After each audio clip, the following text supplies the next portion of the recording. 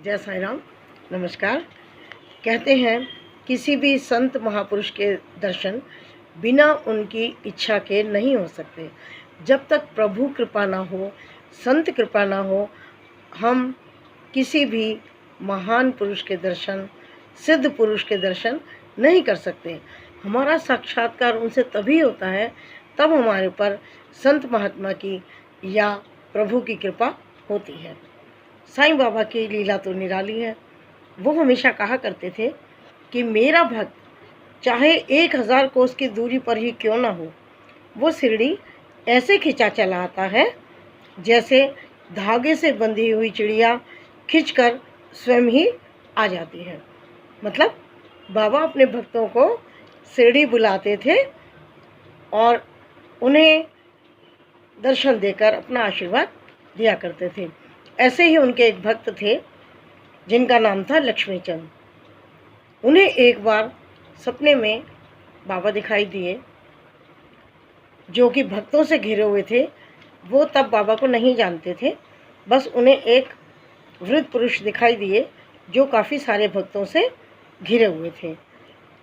एक दिन वो अपने मित्र के यहाँ दास गणु महाराज का कीर्तन सत्संग सुनने के लिए जा रहे थे। आप जानते हैं कि दास गणु महाराज ने बाबा के भजनों के द्वारा, उनके यश गान के द्वारा, कीर्ति गान के द्वारा बाबा के यश को, उनके नाम को जन जन तक पहुंचाया।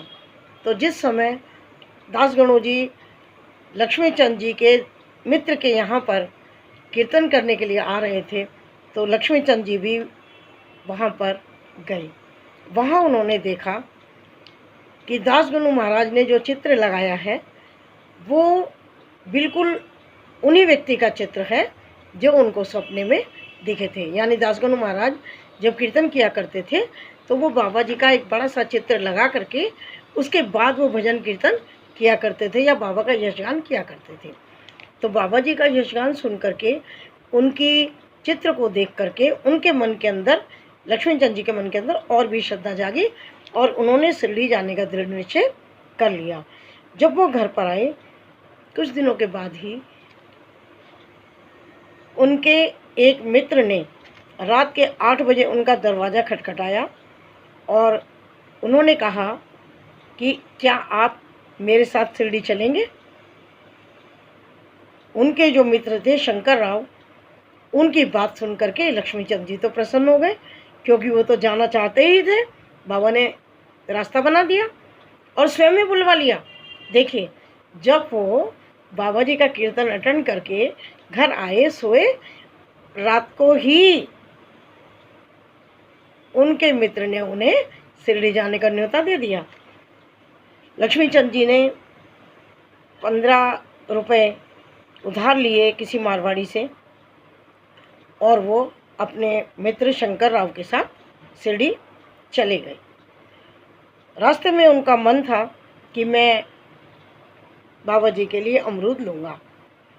जब वो ट्रेन में बैठे थे तो रास्ते में वो भजन गाते हुए आ रहे थे लक्ष्मीचंद जी। वहाँ पर 4 यमन भी बैठे हुए थे। तो लक्ष्मीचंद जी ने उन 4 लोगों से साईं बाबा के बारे में पूछा। उन्होंने कहा कि हाँ, शिरडी में एक ऐसे संत हैं और वो बहुत पहुँचे हुए संत हैं। लक्ष्मीचंद जी बड़े खुश हो गए कि मैं उनके दर्शन करूँगा जा कर के।